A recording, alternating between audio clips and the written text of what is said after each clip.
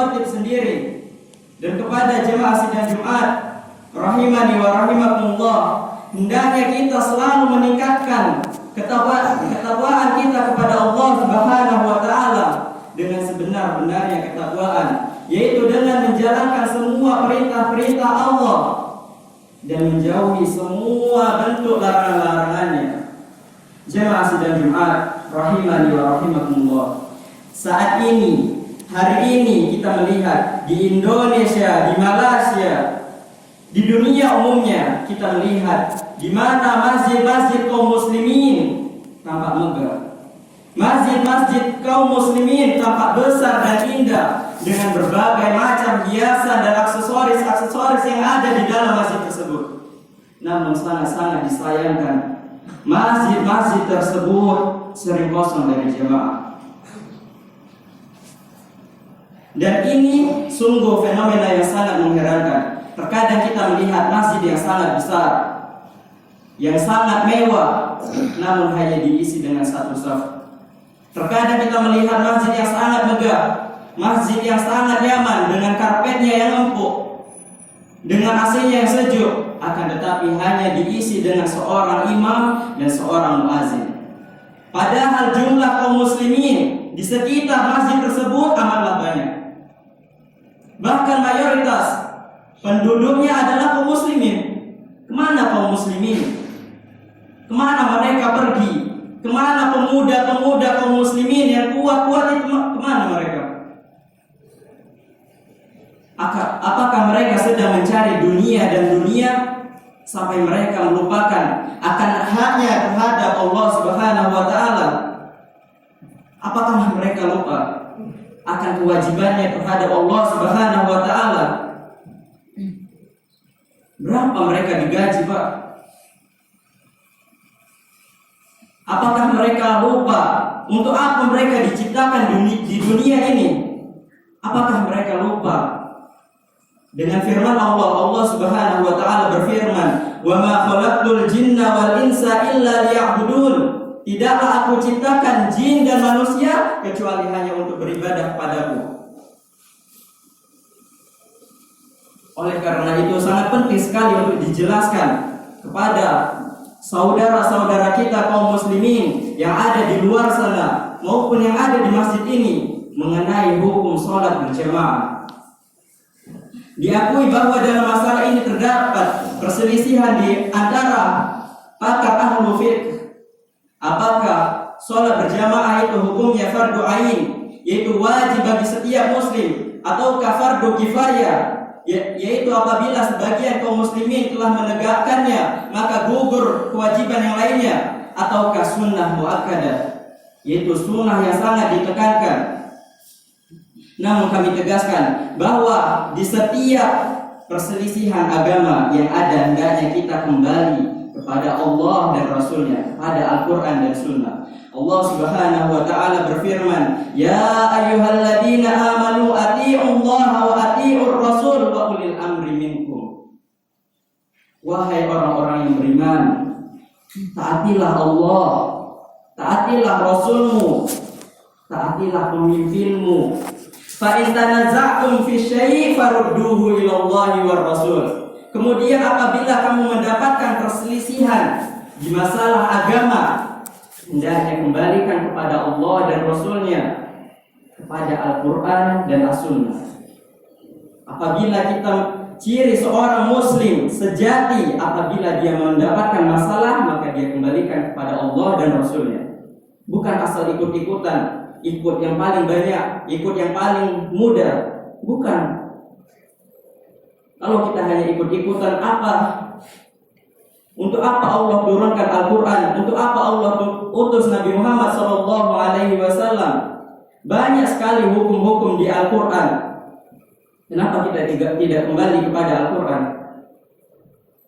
Dalil-dalil dari Al-Quran yang menjelaskan tentang hukum sholat berjamaah amatlah banyak. Allah Subhanahu wa ta'ala menceritakan dalam firman-Nya mengenai sholat khauf, yaitu sholat dalam keadaan berperang. Sholat khauf, sholat dalam keadaan berperang.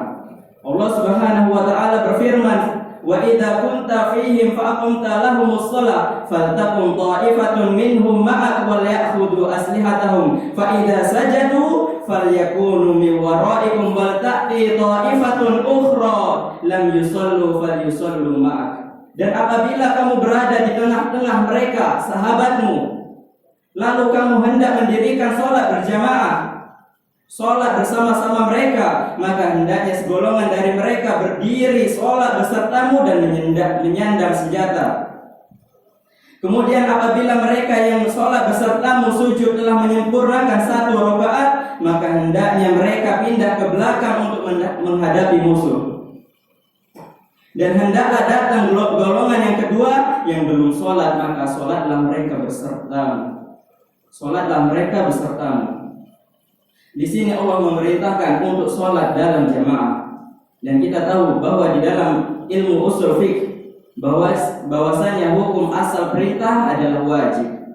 Maka jelaslah di dalam hadis, di dalam dalil ini, di dalam ayat ini, bahwa sholat jamaah hukumnya adalah fardu ain, wajib bagi setiap muslim.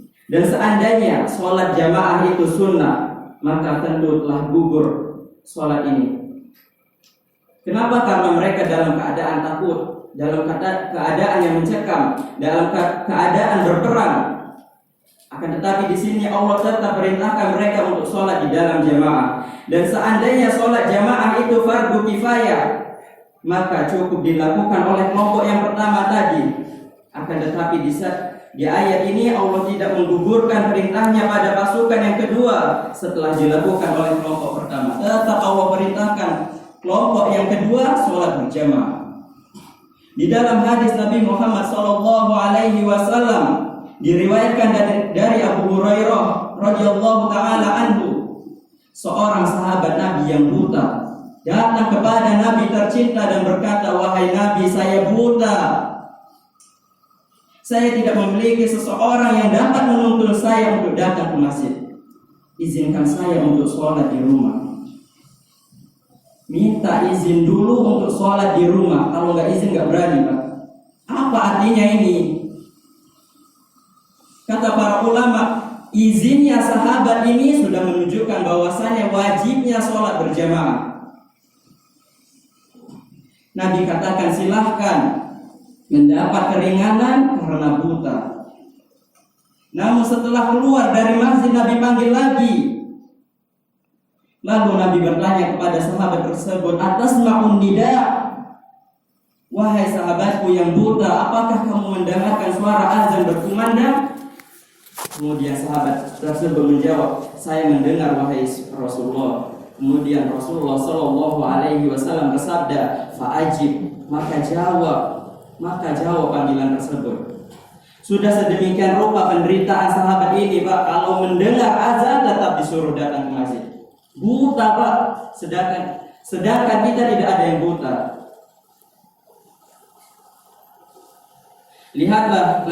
Lihatlah sahabat ini mempunyai banyak uzur yang sangat kuat untuk tidak datang ke masjid. Uzur yang pertama, buta, Pak. Yang kedua, tidak mempunyai seseorang untuk datang ke masjid. Kemudian di riwayat lain menjelaskan bahwasanya rumahnya sangat jauh. Dikatakan di riwayat lain bahwasanya jalan dari rumahnya menuju masjid tersebut banyak binatang dan tanaman hias, tanaman buas. Akan tetapi karena sahabat ini mendengarkan suara azan, tetap Rasulullah SAW perintahkan untuk sholat dalam jamaah. Di dalam hadis lain, Rasulullah SAW pernah berniat untuk membakar rumah-rumah orang yang tidak sholat berjamaah. Rasulullah SAW bersabda, "Walaqad hamantu an amura bis shalah fatuqam thumma amura rajulan fayusalli bin nas thumma antaliqa ma'i bi rijalin ma'ahum huzamun min hatabin ila qaumin la yashhaduna as-shalah fa uharriqu 'alaihim buyutahum bin nar." Rasulullah SAW bersabda, "Aku sangat ingin sekali memerintahkan sholat dikerjakan, lalu dikumandangkan iqamah, dan kuperintahkan seseorang untuk mengimami para jamaah. Sementara itu aku pergi bersama beberapa orang yang membawa seikat kayu bakar menuju orang-orang yang tidak ikut sholat berjamaah dan membakar rumah-rumah mereka dengan api. Hadis ini menunjukkan wajibnya sholat jamaah. Dikatakan wajib karena sampai yang tidak sholat berjamaah diancam dibakar rumahnya. Sebenarnya tidak ada halangan Nabi untuk membakar rumah-rumah mereka, akan tetapi karena ada perempuan dan anak-anak kecil yang tidak wajib untuk sholat di masjid, maka pembakaran tersebut diurungkan. Dan orang yang enggan pergi ke masjid untuk sholat berjamaah memiliki ciri kemunafikan. Di dalam hadis Rasulullah Shallallahu Alaihi Wasallam bersabda, Inna athqala salatin 'alal munafiqin salatul isya wa salatul fajr. Salat yang paling berat bagi orang-orang yang munafik adalah salat isya dan salat subuh. Walau ya'lamuna fihima la'atauhuma walau habawan. Dan seandainya mereka mengetahui keutamaan yang ada di dalam salat tersebut, maka mereka akan mendatanginya walaupun dalam keadaan merangkak, walaupun dengan merangkak. Berkata Abdullah bin Mas'ud radhiyallahu ta'ala, sahabat yang mulia, beliau menceritakan tentang zaman beliau bersama Rasulullah sallallahu alaihi wasallam. Beliau berkata, "Walaqad ra'aituna wa ma yatakhallafu anha illa munafiqun ma'lumun nifaq." Yang saya lihat dalam kehidupan kami bersama Rasulullah Sallallahu Alaihi Wasallam, nggak ada yang absen, nggak ada yang nggak hadir untuk sholat jamaah di masjid kecuali orang-orang munafik yang sudah diketahui kemunafikannya. Di dalam hadis lain, Nabi Muhammad Sallallahu Alaihi Wasallam bersabda, "La sholata li jaril masjid illa fil masjid." Tidak ada sholat untuk tetangga masjid kecuali di masjid. Kemudian para sahabat bertanya kepada Rasulullah Shallallahu Alaihi Wasallam, "Ya Rasulullah, siapa tetangga masjid? Apakah yang dimaksud tetangga masjid yang rumahnya dekat masjid, yang beberapa langkah dengan masjid?"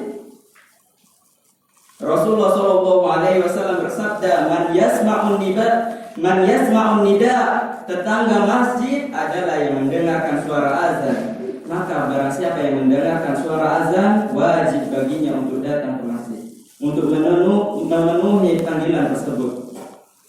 Maka pendapat yang lebih kuat dari dalil-dalil di atas bahwa hukum sholat berjamaah adalah wajib.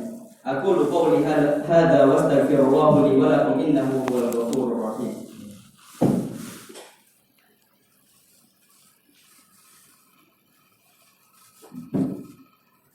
Alhamdulillahilladzi bi ni'matihi tatimmus shalihat. Asyhadu an la ilaha illallah wa asyhadu anna Muhammadan abduhu wa rasuluhu wa ba'd. Jamaah sidang Jumat rahimani wa rahimakumullah. Ada sebuah dosa yang lebih dahsyat daripada berzina. Sebuah dosa yang lebih dahsyat daripada minum khamr, daripada mencuri, daripada merampok. Apa dosa itu? Dosa meninggalkan sholat.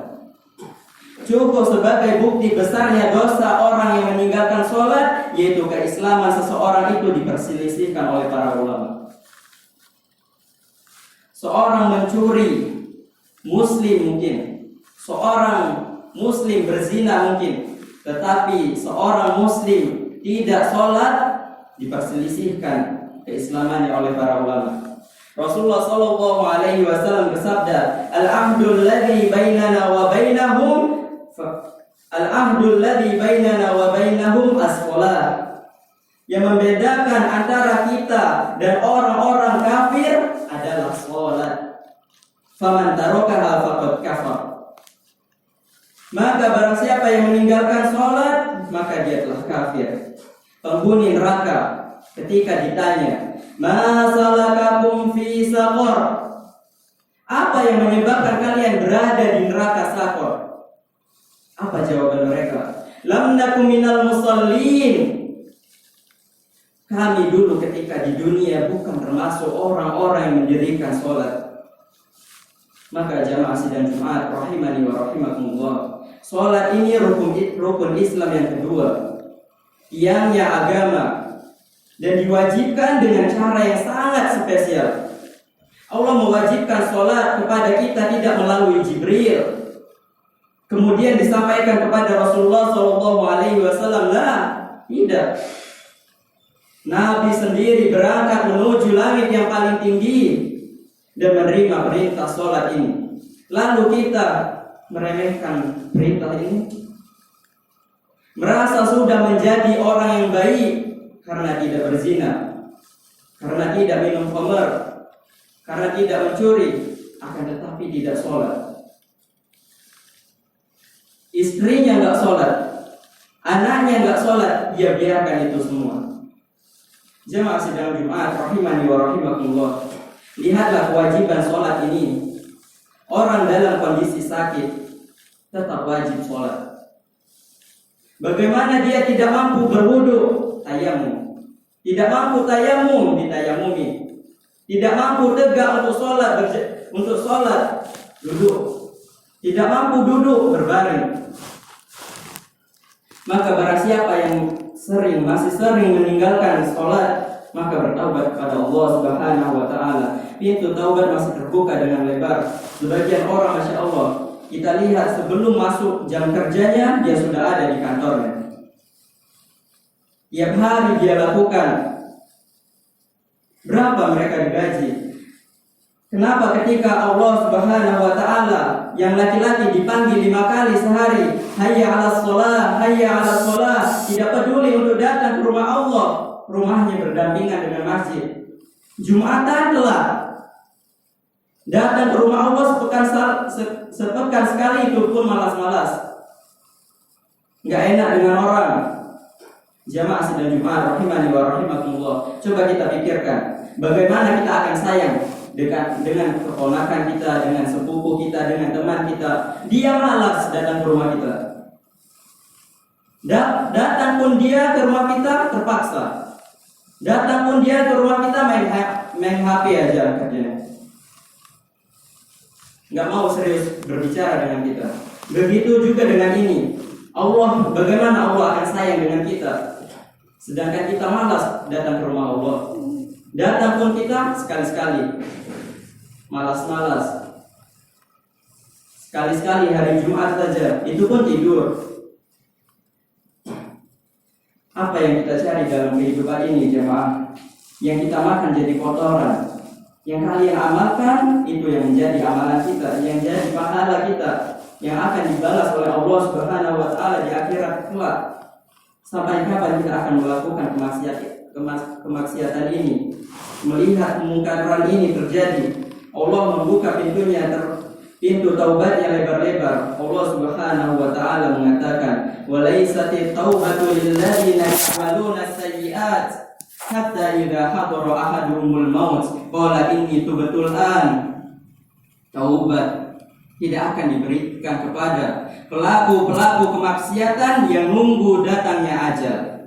Ketika datang ajal kepadanya, ini itu betul sekarang aku taubat, gak ada.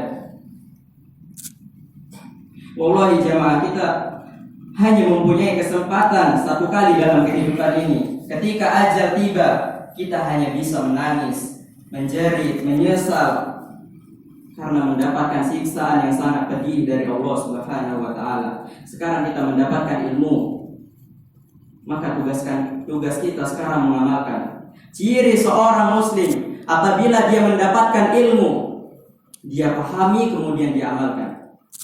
Ciri seorang muslim, dia mendapatkan ilmu, pahami, amalkan. Mendapat ilmu, pahami, amalkan.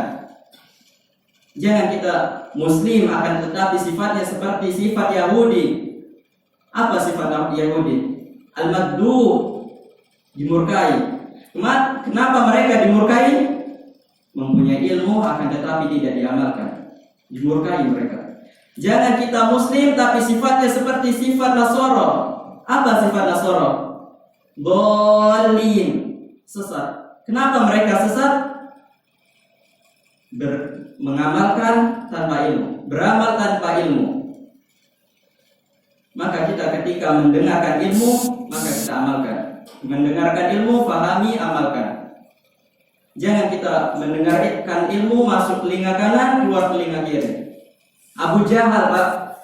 Abu Jahal dia mendengarkan Al-Quran, mendengarkan ilmu. Dari siapa dia mendengarkan Al-Quran? Dari Rasulullah Shallallahu Alaihi Wasallam, dari orang terbaik di permukaan bumi ini. Akan tetapi Abu Jahal begitu, mendengar masuk telinga kanan, keluar telinga kiri, nggak ada gunanya. Maka ciri seorang Muslim, maka dia giat mengamalkan. Pintu taubat masih terbuka lebar. Rasulullah Shallallahu Alaihi Wasallam menjelang kematiannya, beliau berwasiat kepada kita, berwasiat kepada umatnya. Apa yang beliau wasiatkan? As-shalah, as-shalah, salatlah kalian, salatlah kalian. Inna Allah wa malaikatahu yusalluna 'alan nabi. Ya ayyuhalladzina amanu sallu 'alaihi wa sallimu taslima. Allahumma shalli 'ala Muhammad wa 'ala ali Muhammad kama shallaita 'ala ali Ibrahim wa 'ala ali Ibrahim innaka Hamidum Majid. Wa barik 'ala Muhammad wa 'ala ali Muhammad kama barakta 'ala ali Ibrahim wa 'ala ali Ibrahim innaka Hamidum Majid. Allahumma ighfir lil muslimina wal muslimat wal mu'minina wal mu'minat al ahya minhum wal amwat innaka sami'un qaribun mujibud da'wat ya qadiyal hajah. Allahumma inna nas'aluka al-huda wat tuqa wal 'afaf wal ghina. Allahumma inna nas'aluka al-huda wat tuqa wal 'afaf wal ghina. Allahumma irfa' 'anna hadzal waba' wa hadzal bala'. Allahumma irfa' 'anna hadzal waba' wa hadzal bala'. Allahumma ansur ikhwanina al-mustad'afina fi kulli makan wa fi kulli zaman. Allahumma ansur ikhwanina al-mustad'afina fi kulli makan wa fi kulli zaman. Allahumma ansur ikhwanina al-muslimina fi Filastin wa fi Suria wa fi Burma wa fi Myanmar wa fi kulli makan wa zaman. Rabbana la tuzigh qulubana ba'da idh hadaitana wa hab lana min ladunka innaka rahmatan innaka antal wahhab. Rabbana hab lana min azwajina wa dhurriyyatina qurrata a'yun waj'alna lil muttaqina imama. Rabbana fid dunya hasanah wa fil akhirati hasanah wa qina adzabannar. Wa akhiru da'wana alhamdulillahi rabbil alamin. Aqimus shalah.